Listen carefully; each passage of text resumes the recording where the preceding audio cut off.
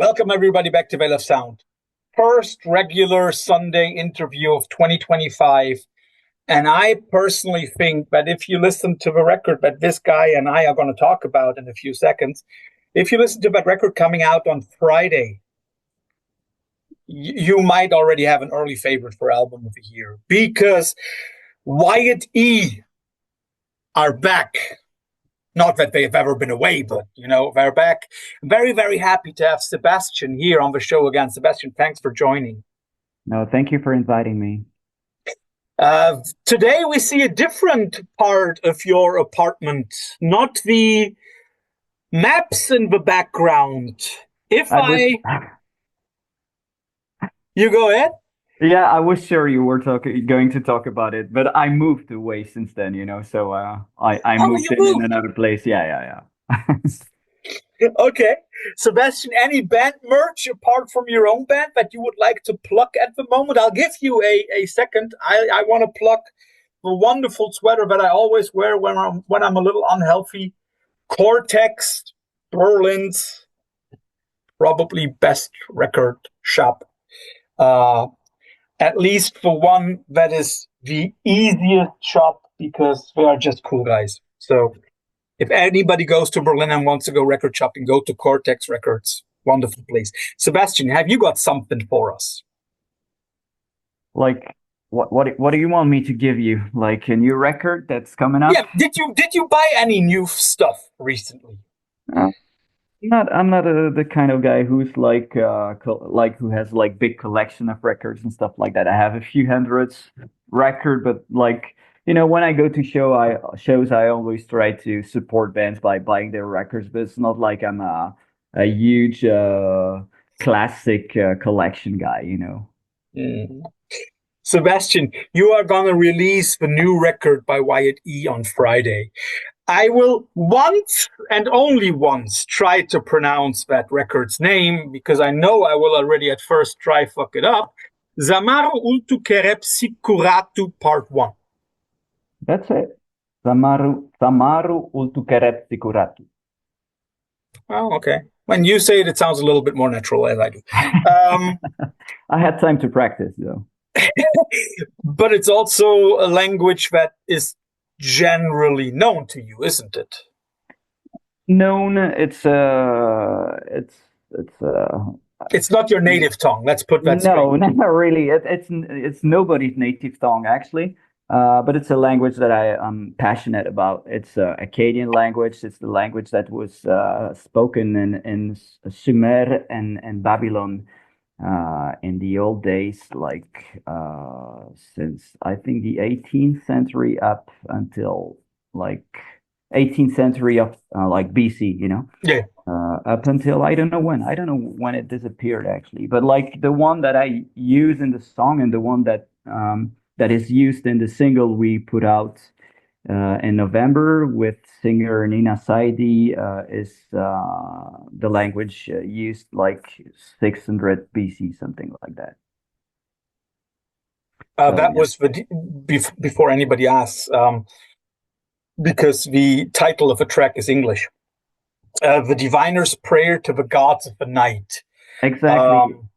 Exactly. It's it comes from a poem, and the title comes from a rendition made by the one of the departments of the University of London. I'm not a specialist on that particular part. It's Nina's text, so I won't I will let her tell you about it if you ever have the chance to meet her or something. But yeah, that's it. It's an English name for that. That's right, because the rendition of the poem has been made by English people. Mm-hmm. But she sings in Akkadian, right? So just to get that straight. That's it. She sings in Akkadian. Some of the lyrics on throughout the whole album are also in Akkadian, except for that first single we put out in October with singer Tomer Damski, and that is Aramaic. So the ancient. That was Imlela, wasn't it? Exactly. So it's always fascinating to hear you talk about the backgrounds of your songs. And something that strikes me is, I mean, you've always been a storytelling band. I mean, from the very beginnings, you have been when you released the first things 10 years ago, by the way. Do you also see the new record as a further evolution in your storytelling skills? Because you are expanding the story arc over not one album, but basically two. Yeah. I would say that like music's always come first. I mean, music is the essence, you know. The storytelling accompanies the music while it's being made. Like so, throughout the 6 to 12 to 18 months process, we're in the rehearsal space.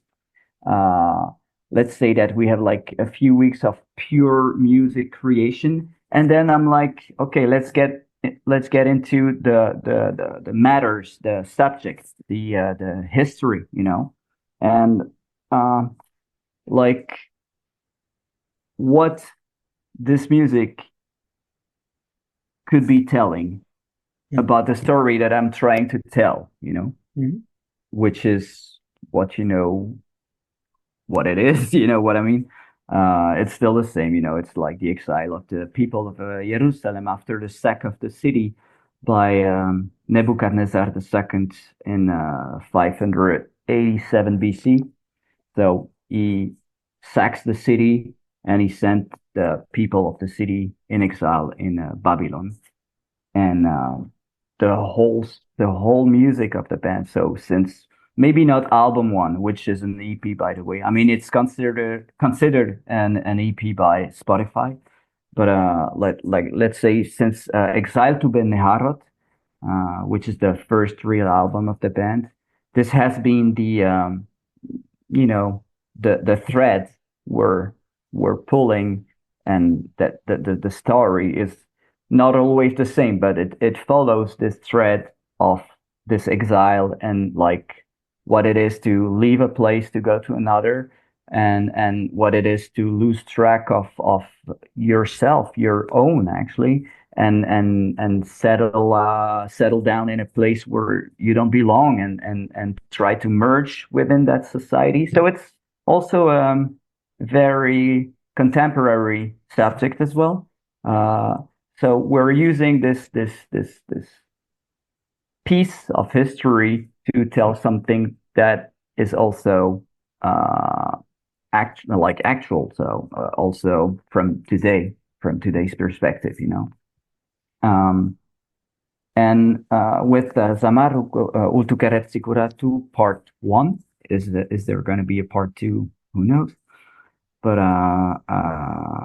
it's the same. It's just a different aspect of it. We like, you know, like those songs are like snapshots of different situation, different stories that are happening along the way, and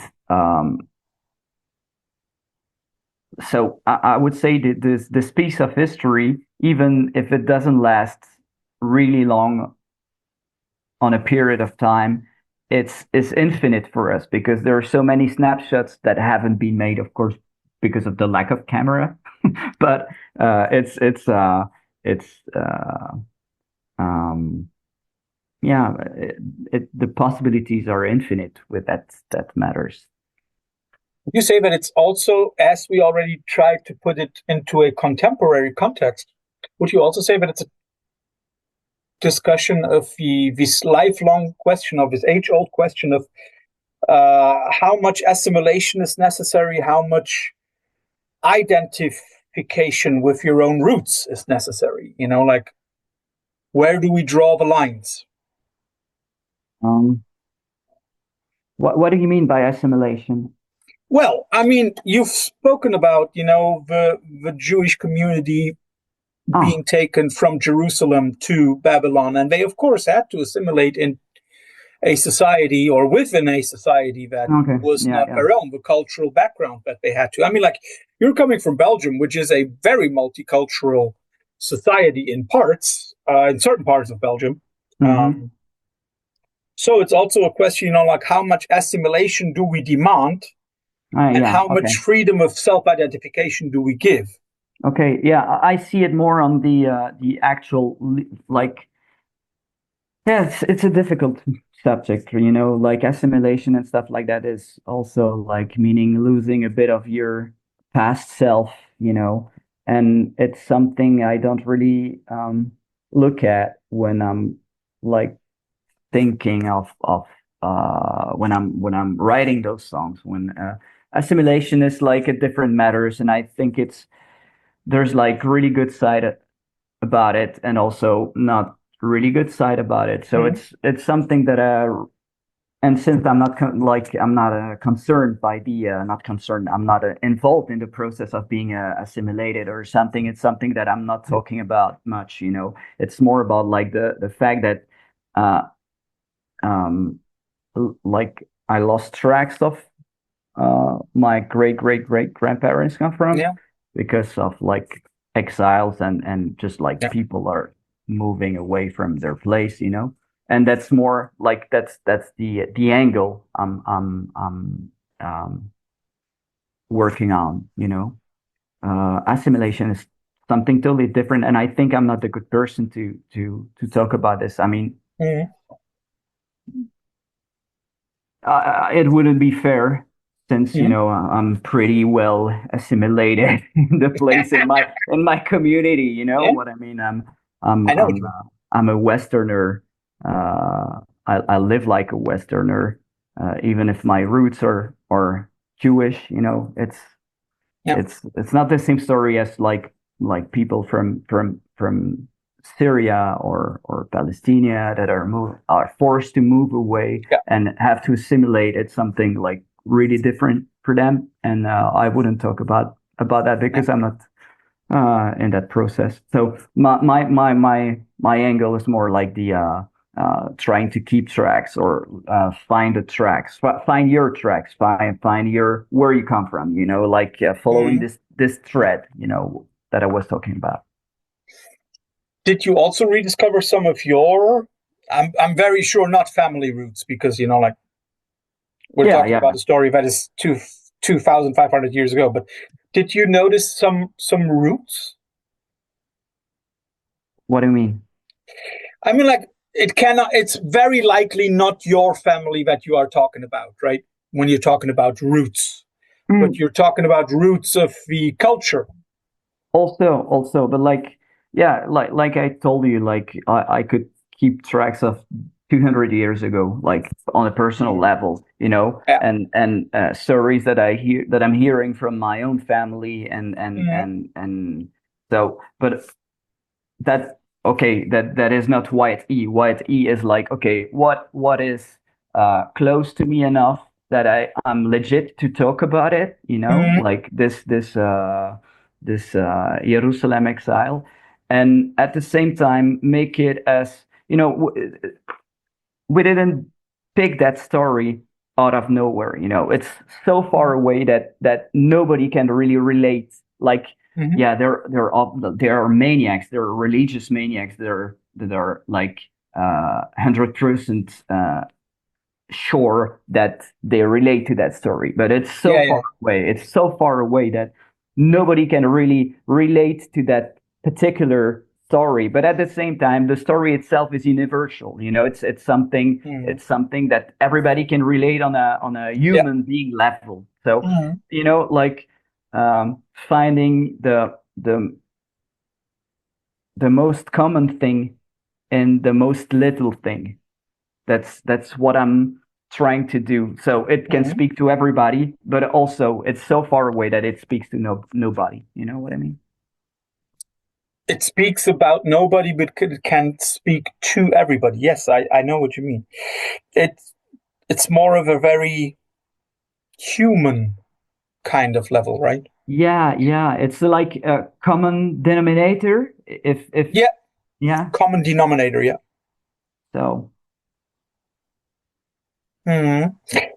It's also interesting that you've already mentioned like people that are fanatic, and there is something that you and I have already spoken about in our pre-conversation before we recorded this, there is something that is very cool and unique about this record.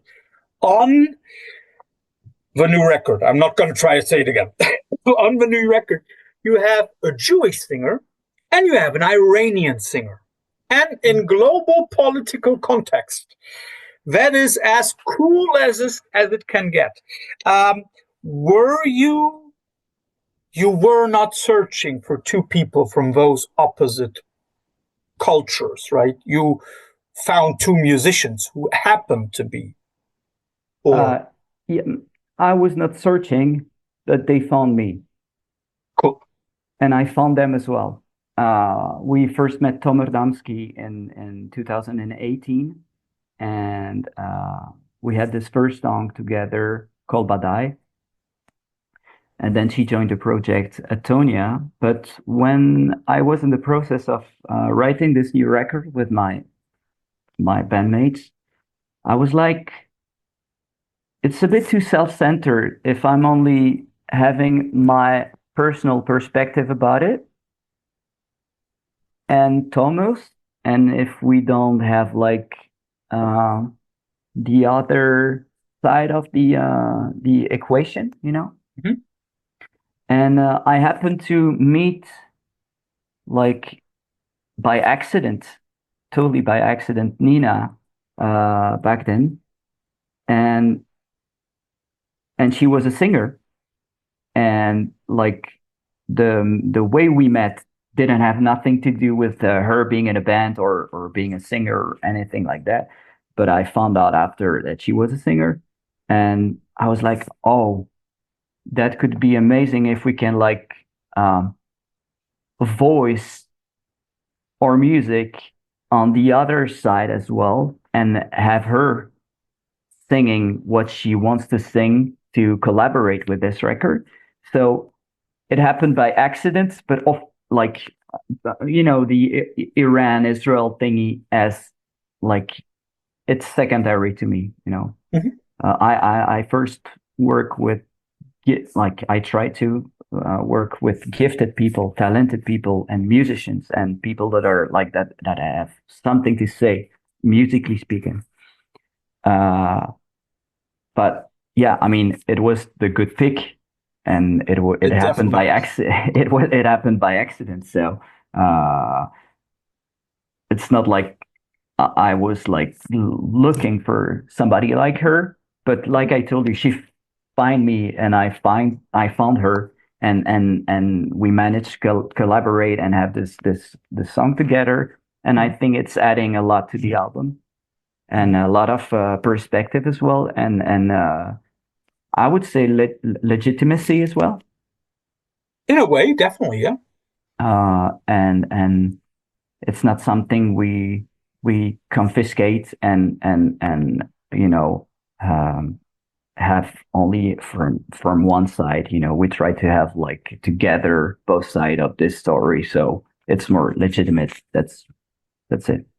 Mm-hmm. Sorry, but I never had this conversation before, and I'm you know, Sebastián, English is my second language, so I'm like, you know, I'm constantly thinking of what I'm going to say, and I sound like Sebastián, don't underestimate yourself, and it's totally fine if we are the first ones to hear that and to have this conversation. That makes it very interesting, Sebastián. Don't worry. What is also interesting is the development of the band on a musical level. It is still Wyatt E.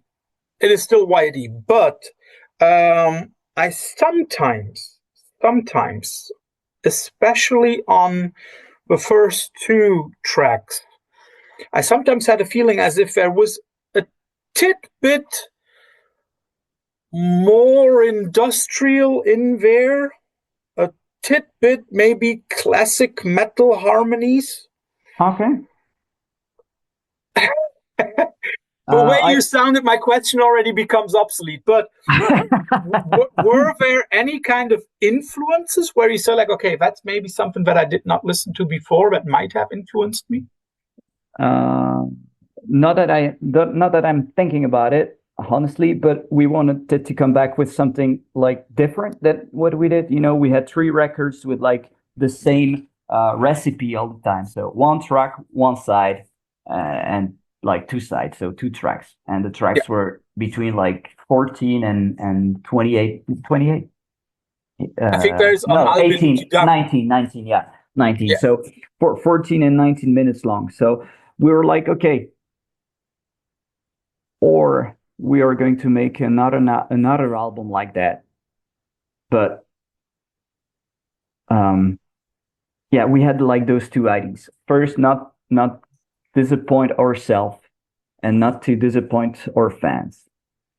And we look at the whole picture and we were like, okay, we are Wyatt E, and what our fans like about Wyatt E is the sound, is like the the atmosphere that goes along the music, that like the whole storytelling, the whole painting, the whole movie that is yet to be imagined when you listen to the record.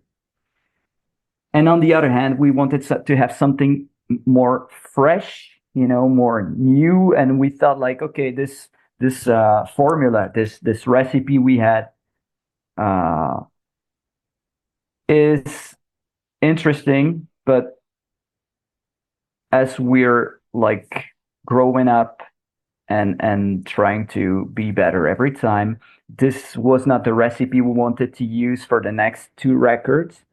So we were like, okay, let's like have shorter songs with so it will make the album more interesting because there will be more variety in terms of melody scales in the album. Because when you have one song like that, like even if you're making a scale change in the middle of the song or something like that, you need to have the whole thing glued together. So it's like 20 minutes long, and even if there's a key change or something like that, it's still the same song, and we felt that we were limited in the process of creating music around that one theme we had for like 20 minutes.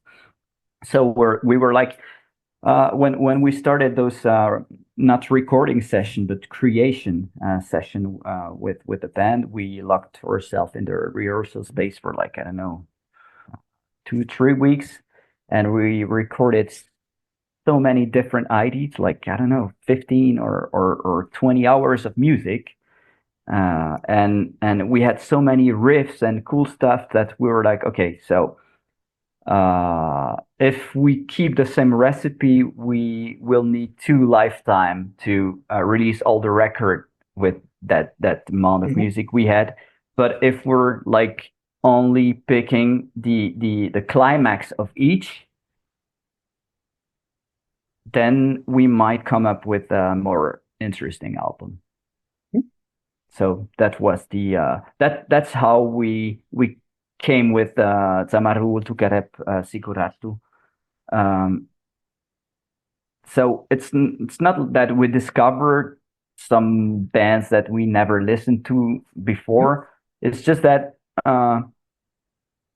yeah, we just like took the math in a I like to talk about it like if it's a mathematic thing, but Mhm. we took the problem in a different aspect, and Mhm. in it and we built something different. So at the Mhm. end, maybe you think it's you said like more One of the first things that I noticed on the first track was definitely, I thought like, okay, that sounds like a very, very cool version of industrial.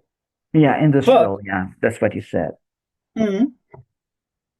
But I can see that because some of the things that I associated with that was a certain tonality, when, Mhm. and also especially a certain tonality on the rhythm section, and that is also something that, when looking through the press releases, struck me. Is it true that you this time recorded with two drummers? Yeah, two drummers at the same time in the same rehearsal, in the same recording room. I can send you videos about it. They're like really, really good at uh, um, playing together. I mean, it's not an easy thing to have like two drummers in the same room, because like the moment one is like missing like very little of a beat, it's really bad, you know. Yeah. But yeah, we tracked the whole album except maybe for that single with Nina, which is like more folk acoustic and Mhm. has no real drums on it. But we tracked everything. Otherwise than that, we tracked everything to drummers. And if I understand you correctly, the two guys basically played the same thing. Not really. They played different things, and Okay. sometimes they merged together. Like for like when we needed a strong rhythmic section or something Hmm. like that, then they played together. Otherwise, it was two different parts all the time. Wow. But they were playing together at the same time, but different parts. You know, So how are you going to do that live? we're not going to do that live. Actually, so you know, and we used to play with that drummer Gilles. And Gilles left for the US. He lived there a couple of years. And so we had a new drummer, Jonas, who wrote the album with us as well. And who's like the drummer of Wyatt E since like, yeah, 2019, something like that.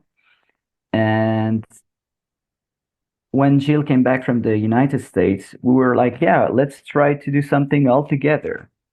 So we first tried this lineup live with the previous album. So Albeluti Daru had like I don't know 5 to 10 gigs with two drummers. Mhm. So we had this configuration of on stage, you know, two drummers and me and Stefan playing the guitars and bass and synth and all those instruments. And we were like, okay, so this live lineup that we had for a couple of gigs is so cool that we need to do something with it on the new album, you know, because like people are seeing it like, okay, so now they're releasing this album and they're touring with this album and then they release this album and then touring with that album, but it's all messed up in the life of a band, you know. So you're writing the album, but you already have the idea of the next one. Then you start touring, and there's a new member coming in the lineup, but you're already in the process of writing something totally different. And that's Mm. how it happened, you know. So we had this lineup for some live during the last tour, Yeah. and we choose to keep it to create and record the next album. But it is very difficult in terms of agendas. That's also why we only did it a couple of times in the Yeah. previous album. But agendas, of course, and logistically speaking, Yeah. I carrying mean, along like, two drum kit, we're not fucking Metallica, you know. So I wish you were. But I know what you mean. no, our drummers are better than that. No, your drummers are better than Metallica's drummer because I mean, like, I ain't gonna say any shit about Kirk Hammett. I ain't even gonna say any shit about Rob or Kirk. But I mean, like, come on, you can watch a live shot video of Ulrich, and you can see how Lars is trying to keep up, and it's like, come on. I think Yeah. some of the students at my school are better than you can. I hope you don't have too many hardcore Metallica fan in your audience because they're like very protective with their drummer. If I do, then welcome to my world. I don't say that Lars is a bad person. I don't say that he doesn't give up. I think how do you say? He radiates a certain kind of atmosphere that is good for Metallica, but he sure as hell is not a good drummer. Sure as hell.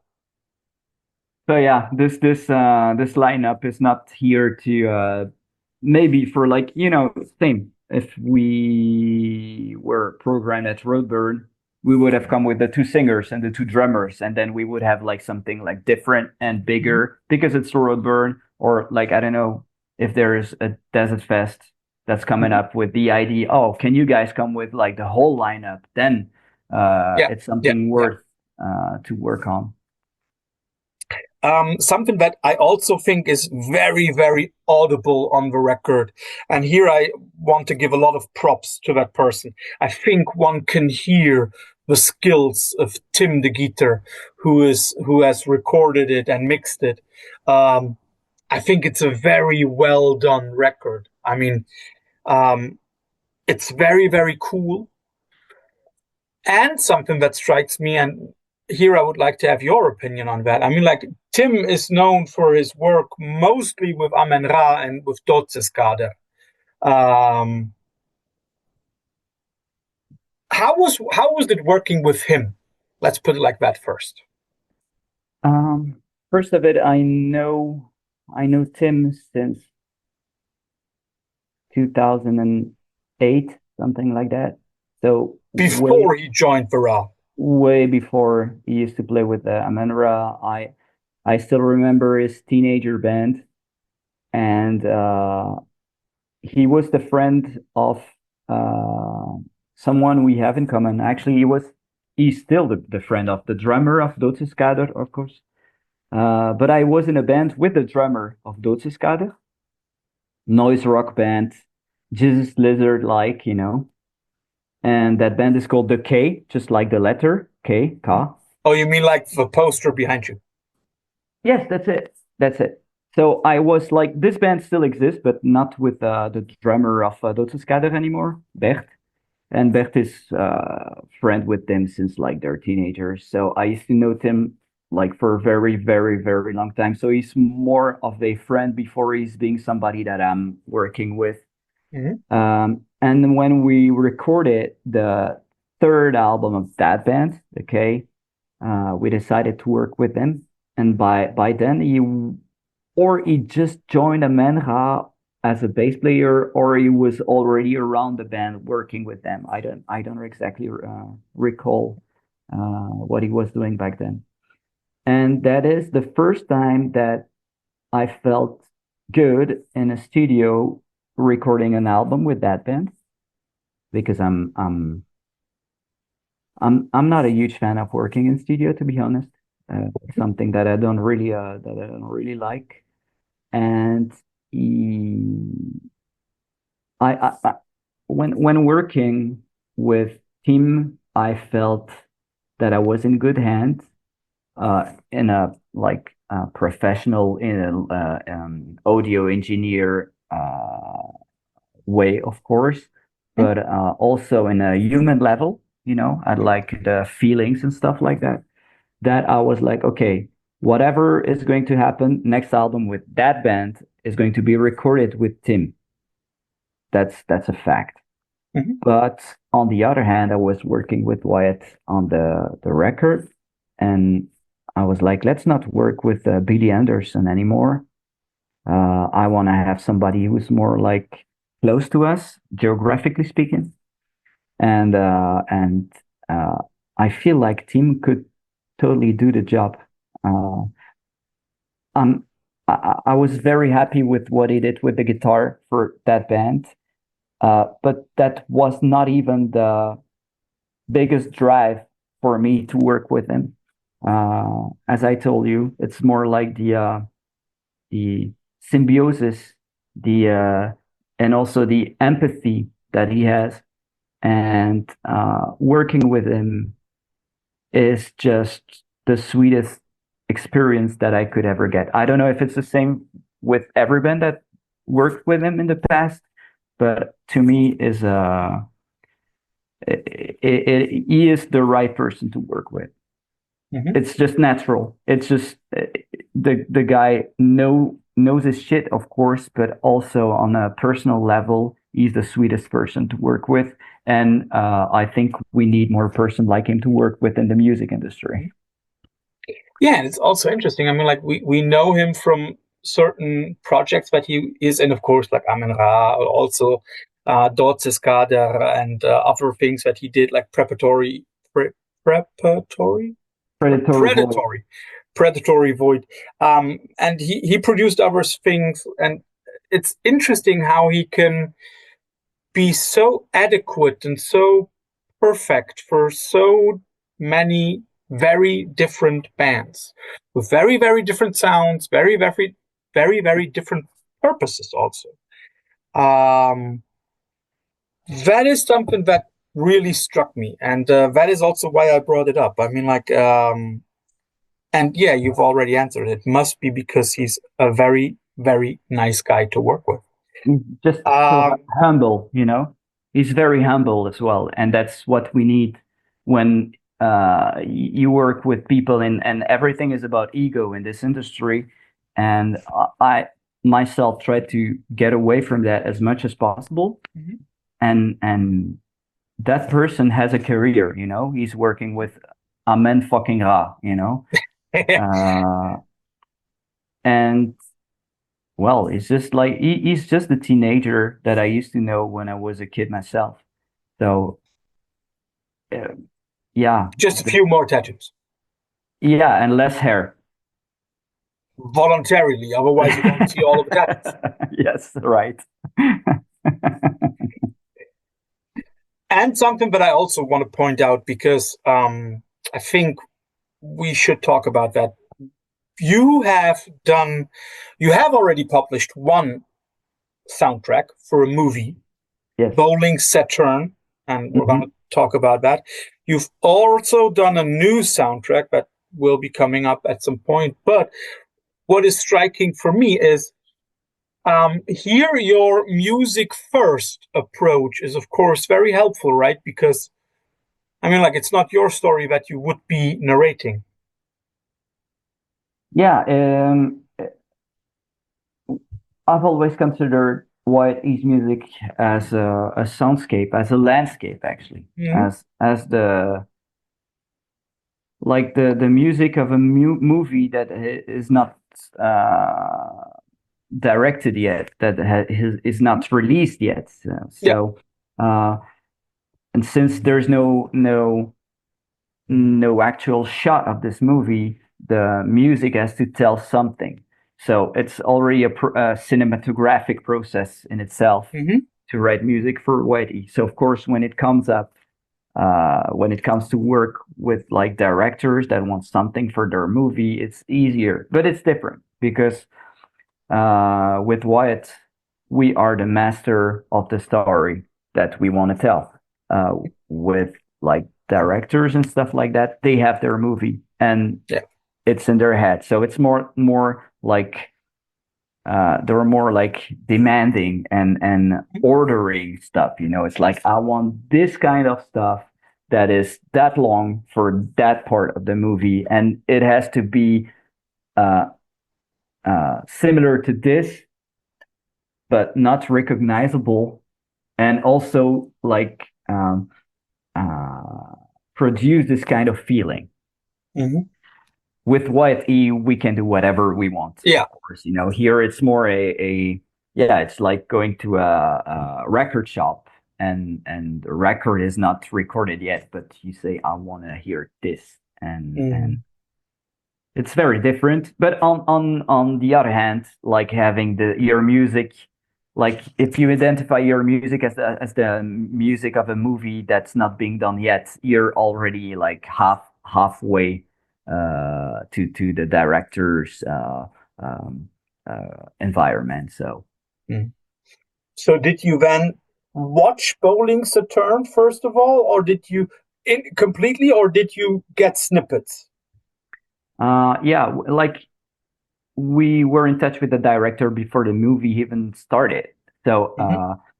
we first like had like the scenario, the full 80-page scenario, and Mm-hmm. then we had like some shots that were being done like a few days before, and then we had like different edits of the movie, and sometimes we only had like pictures and costumes and stuff like Mm-hmm. that, you know. Mm-hmm. So no, unfortunately not. Unfortunately not actually. It would have been maybe easier if the movie was done and then we have to write the Mm-hmm. music. So it's a process that comes like along the movie itself. Mm-hmm. It's living its life while the movie is being done as well.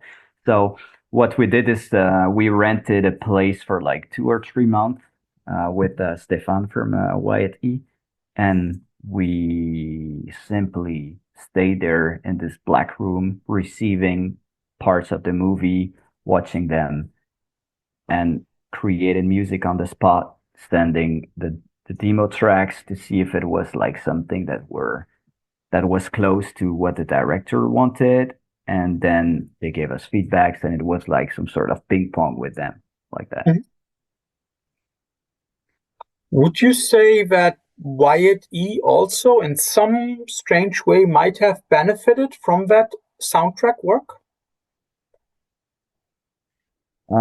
As a musician and as a human being, I would say yes. As a band, I could also relatively say yes because, it's a movie. And it's not like a like an art movie or a student movie or a short movie. So it's an actual movie that has been broadcasted uh, in like actual cinemas, and that has been picked in different competition, like movie competition, Mhm. And so yeah, but like the movie industry and the music industry, except if you're like, I don't know, Hans Zimmer or something like that. There, of course, you're known every fucking word Yeah. you're stepping, but those are like two different worlds. So Mhm. I'm not sure we expanded our audience by doing this kind of stuff, but we expanded our knowledge of ourselves and of what we That's were what I meant. able to do. Yeah. Mhm. Um, and one thing which I don't know, are we allowed to disclose which other soundtrack you are gonna release? I mean, I can speak about it, but I'm not going to be able to Name tell you it. the name. Yeah. Okay, that is a good way. So, um, Sebastian and I already spoke about it. They have done a soundtrack for a role play game. Did I understand that correctly? Yes, that's it. Um, how did that work? Because that's again a very, very different level. How must we imagine that to work? Okay, so first thing to First of all, note, it's a board game, right? Did I yeah, understand that correctly? it's a role play game and there's no real board, Okay. But you have to know that I'm like an alien to that world, so I don't know nothing about role play at all. I like the heroic fantasy, the castle and princess and kind of stuff, or Lord of the Rings. I'm not a Lord of the Ring guy. I don't know nothing about it. I'm You're sorry for probably more of this. a Dune guy. Not even. But I would love to take Hans Zimmer's fee to do the movie. Actually, that would be a life changer. Yeah, but Changer. then you can also take two drummers on tour. Yeah, totally. Yeah, that then it's a whole new life for me if that ever happens. So yeah, Villeneuve. That's Villeneuve, the Yeah, director, right? yeah, So yeah. if he ever hear me, like, get in touch with Veil of Sound and try to get my number, and I'll be responding. But You'll otherwise, get the number if we get an interview. Easy as that. yeah, that's the deal. Okay. But But how did so this how yeah, did this soundtracking a board game, not a board game, sorry, a role play game? How did that work? actually, I think the two people that were like that are the writers, if I can name that way, of that board game, uh, kind of knew the band because they're like fans of metal music in general, I would say, and concerts and stuff like that. And the graphic designer who is doing all the graphic design for Wyatt E also did some drawings for them in their previous game. Mhm. So we had different connections, and yeah, the game is about like different civilization, you know, and one of them, I'm thinking really slow because I really don't want to jinx it or spoil it Yeah, yeah, or yeah. I know anything what like you that. mean. You know what I mean? So one of those playable civilization of that role play game was close enough to Wyatt E's universe to be asking us to write the soundtrack of that civilization. So there will be a CD that accompany the game that will be placed somewhere in the like Grand Theft Auto. Yeah. Grand Theft Auto also always has soundtracks on CDs. Yeah. Okay. I didn't know that. Okay. So there will be a CD with the game, and the goal of the CD, and I mean the whole thing is like to listen to the CD while you're playing the game and play the soundtrack of that particular civilization when you're playing that persona or something. Wow. So yeah. Was that more difficult than the soundtracking? No, because it was a different thing, and we were like, sorry, I'm moving away because like my computer is slowly running off of power, and I'm going to lose you in a minute if I don't do that. So yeah, it was just different, because we managed to have this deal where what we're providing is the final version of the record. You know what I mean? So it's not like there hasn't been any ping pong between us. Okay, I'm back. Wonderful. Yeah, sorry. So no problem. There hasn't been like discussion between us and the art direction team. We had this scenario, and I talked about it with them a few times, and Stefan and I directly knew where we were going to go. So it was longer in terms of producing the music itself. It took us like, I don't know, 6 months or something, but we were not like constantly working on it every day like we did with the movie. It was more like a normal Wyatt E process of seeing each other 2 times a week and sleep on it, get back at work on the next week and be like, okay, let's have a listen, try to think of something else. But we knew what we wanted to produce for that thing. It's just that we needed some time. So in a way, it was easier for us. Would you also say that then resulted in something closer to Wyatt E than Bowling Saturn? Oh, yeah, totally. Yeah. More acoustic version of Wyatt E, like we did with Kol Badai or the Diviner's Prayer to the Gods of the Night with Nina more recently. But yeah, so it's more like this acoustic folk version of Wyatt E that I like as well, Yeah. So, Sebastián, first of all, thanks for all the insight into the new record, also into the different work with soundtracking. But, of course, you know how the Veil of Sound interviews end. But before we come to the infamous quickfire round, I want to pick up one of the questions from our last quickfire round. You had been given 2 cities, Tallinn and Helsinki. You chose Tallinn. So my question must be, have you by now visited Tallinn? No, I haven't. Test yourself. And I'm actually closer to go to Helsinki. Not that I'm going to tour in Helsinki next year or something, but I have more friends over there, and then because we toured with a band from Helsinki, Some of R, you know that band? Yeah, of course. Reto is from Switzerland, of course. So the band is big shout out to our friends in Some of R, especially to Reto. A big shout out. You already had him on the show? If you go to Helsinki, you can take the ferry. It's like 2 hours ferry ride, and then you're in Tallinn. Yeah, right. So I haven't been to Tallinn yet. No, I'm sorry. I didn't do my homework. Nah, what means homework? I just had to.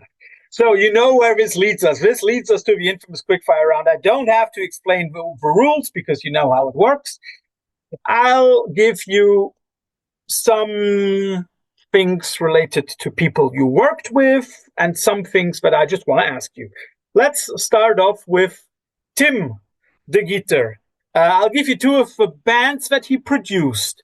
His own band, Doce or Letum. Yeah, that's an asshole question because Letum Singer is a very close friend of mine, like I've heard super that. close. Yeah. And Remember, I know the Belgian scene by now. the drummer of Doce is my best friend, you know. So and I like them both actually. I love Okay, them let's both. put it this way. If you were to listen to a record at this very moment, would you rather put in Dolce or Letum? I would listen to Doce right now because the material is newer, and I haven't been listening like fully focused right now. So right now I would put Doce. But you're an asshole of asking that. No, I've actually heard about the connection. I was like, I can put him on the spot there. I mean, I know that the next one will be easier. I wanted to start off with the impolite one. Amen Ra. Do you like their metal side more or their acoustic side? Oh, the metal side. Mm-hmm. Yeah, the metal side. Even if it like, I think the acoustic side is very interesting, and somehow they approach it in a very interesting way, and it makes the music totally different, and I love that. But I've been a fan of Amenra like since the very first record or the second record. I've seen them in like rooms where we were less than 30 people. Because that was a thing, you know. Also, Amenra became big, but it's quite new actually. Amenra was not big during their whole career, and No. I discovered them with the electric metal, you know, electric side, so metal side, Yeah. metal for sure. With the amplified side, yeah. Yes. The Cure's new album, Songs of a Lost World. Is it a yes for you or a no? I haven't been listening to it, but it's a yes. I I have nothing against Robert Smith, so yeah, and yeah, nothing against Cure in general. So, if you would have asked me if I like the Cure or the Smith better, I hate the Smith, so I would have picked the Cure as well. I think the problem with the Smiths is that it's very, very hard to separate the music And from the the singer. asshole. I mean, like that guy has made so many horrible statements. Oh yeah. In the last couple of decades. I mean, my goodness. You know, musically, the Smiths is nearly unbeatable, and I would sometimes, in certain moods, even say that when it comes to singles, not whole albums, but singles, the Smiths could beat The Cure for me.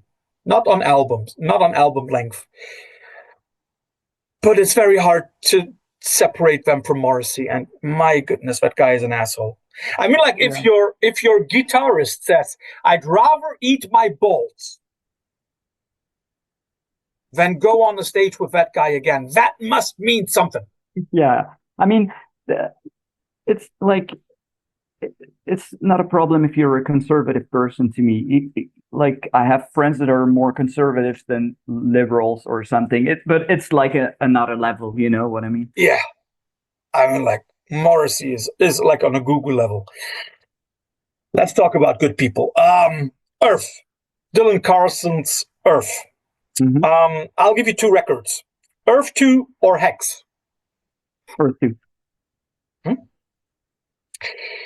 I'll give you two people that I know Dylan likes. Neil Young and Townes Van Zandt. I have to pick the one that I like. Yeah, or the one that you rather listen to right now. Oh, Neil Young. Mhm. You've mentioned the Jesus Lizard, so I'll give you two Jesus Lizard records: Goat or Liar. Mm. Liar is the one with the flames, and Goat is the one with how should I describe it? Yeah, the red on white, right? Yeah. Goat. As I've seen Daft Punk on your wall back there, I'll give you two Daft Punk songs: Around the World versus One More Time.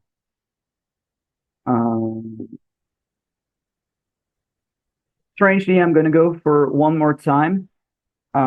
Even if I think Around the World is a better song. But One More Time is part of a whole album that is about a movie, and that's a key album to me, you know? Yeah. Not that I'm a big fan of electronic music itself, but it's me neither, but that record, it's just that Daft Punk record is just amazing. It's just a phenomenon, you know. It's more than music. When it came out, like I was still a teenager, and 4 or 5 video clips were like being played constantly on MTV, and that was just a big thing. And like One More Time is on that album, Discovery, which on like an album length is better than what's the name? Homework. Oh. Yeah. But that's my opinion, of course. No, I would agree with that. I would definitely, from my point, would agree with that. I have two more for you, and with one, I have to be very, very precise, so I have to read it off. Okay. I'll give you two festivals that you played, and I do not want to ask you about the crowd or the festival in general. I want to ask you which festival experience was more enjoyable for you when you were there? Mystic Festival in Gdansk or Arctangent close to Bristol?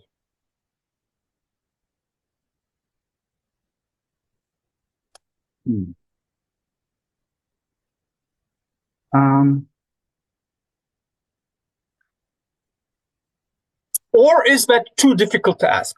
No. It's just that it's enjoyable in different ways. You know, Mystic Festival is that big machine, and like the venues, whatever. I mean, it's the same in Arctangent as well. It's full packed all the time. But Mystic is like this big thing, and when you have it on your biography, your CV, your CV, yeah, curriculum vitae. I mean, it means something because it's an achievement. But Arctangent has been there and has been like discovering bands since like I don't know. It was the 15th edition this year, or I think it was 15. Yes. Yeah. Okay. So they have been like digging into the layers of underground underground music for really long right now. And I think I've dreamt of playing Arctangent before I dreamt of playing in Mystic. It's just that it's the UK, and playing in the UK is very tough as a band. I mean, tougher than anywhere else. And when the weather is not good, like last year, this is very difficult to walk around with your like big coat, and you know, it's like less of a summer festival, even though if it's in August.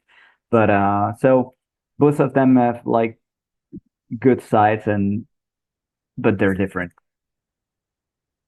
And last one, as you took your name from Wyatt Earp, I looked up which actors played the sheriff, and I'll give you two. I don't know if they're the best ones because I haven't seen all versions. I've seen that there's like a dozen Wyatt E's. Yeah, I haven't seen them all, so I'm not even. But sure. I'm pretty sure you've seen those two. Okay. Kevin Costner or Kurt Russell? Okay, I'm a 90s guy, so I mean, okay, yeah, then that doesn't mean anything because then I can choose both. But I was a huge fan of this Waterworld movie, so I'm gonna go with Kevin Costner. Okay, So, by the way, I looked it up. He was the one who played the first of the two to play Wyatt Earp was Kurt Russell in Tombstone. Okay. Then years later, Kevin Costner played the big guy. Sebastián, thanks for your time. And I'm very, very happy that this time our internet connection, at least, or my internet connection, worked. Not like last time. Last time, Sebastián and I took 2 hours for recording 1 hour. And this time it was 1 hour for 1 hour. Great. Thank you. Thank you. Sebastián, I wish you nothing but the best with a new record. I'm not going to try and say it again. But it's out on Friday via Heavy Psych Sounds, who are also going to re-release the first two Wyatt E records. We haven't mentioned that. They're going to re-release it a week later. Yeah. If you want, and yeah, incite. Yeah, and if you want to, you can, of course, get all three of them. They're all orderable right now. You can go to the web shop and make Heavy Psych Sounds happy. And if you drop them a line that we sent you, you're going to make us happy. Okay, good. So, Sebastián, all the best for 2025. I hope to see you on stage again somewhere, sometime close. And thanks for taking your time, my friend. Thank you. Thank you for having me. See you around. Bye-bye. Bye.